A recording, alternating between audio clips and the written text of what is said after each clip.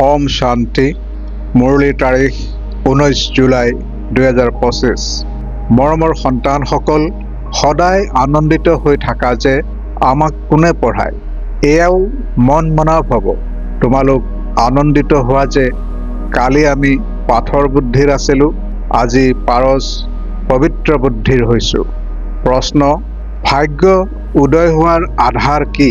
উত্তৰ: নিশ্চয়তা। যদি ভাগ্য উদয় হোৱাত দেৰি হয় তেন্তে লেঙেৰাই থাকিব। নিশ্চয় বুদ্ধিৰ সকলে ভালদৰে পঢ়ি ঘাটি পূৰণ কৰি থাকিব। কোনো কথাত সংশয় থাকিলে তেন্তে পিছত ৰৈ যাব। যিসকলে নিশ্চয় বুদ্ধিৰ হৈ নিজৰ বুদ্ধি পিতাৰ ফালে দৌৰাই থাকে তেওঁলোক চতু প্ৰধান হৈ যায়। ধাৰণাৰ বাবে মুখ্য সাৰ: 1 নম্বৰ, এইটো দুগুণ আনন্দত থাকিব লাগে যে এতিয়া যাত্ৰা পুৰা হ'ল।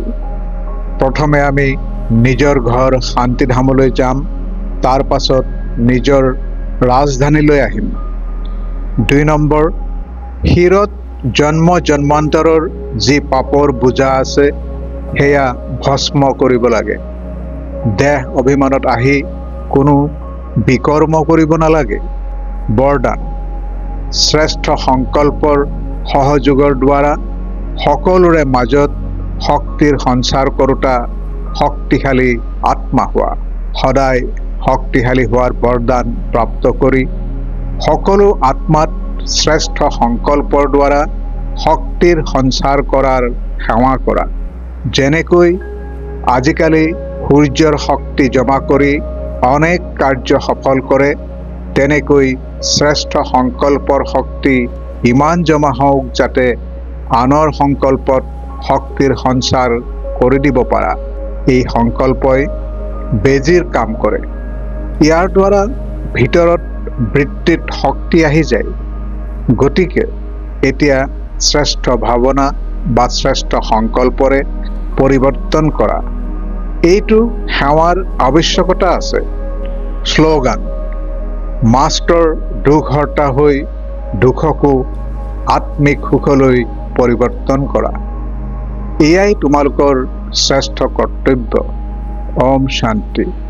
অব্যক্ত সংকেত: সংকল্প শক্তি জমা কৰি শ্ৰেষ্ঠ সেৱাৰ নিমিত্ত হোৱা। কোনো সন্তানে কেতিয়াবা কেতিয়াবা ডাঙৰ খেল দেখুৱায়। ব্যৰ্থ সংকল্প ইমান বেগেৰে আহে যে নিয়ন্ত্ৰণ কৰিব নোৱাৰে। তেতিয়া সেই সময়ত কয়, কি কৰোঁ, হৈ গ'ল নহয়, ৰখাব নোৱাৰিলোঁ, যি আহিল সেয়া কৰি পেলালোঁ। কিন্তু ব্যৰ্থৰ কাৰণে নিয়ন্ত্ৰণ শক্তি লাগে।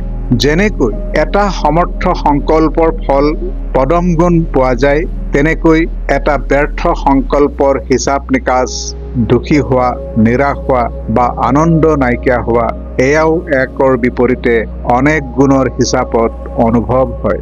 ওম শান্তি।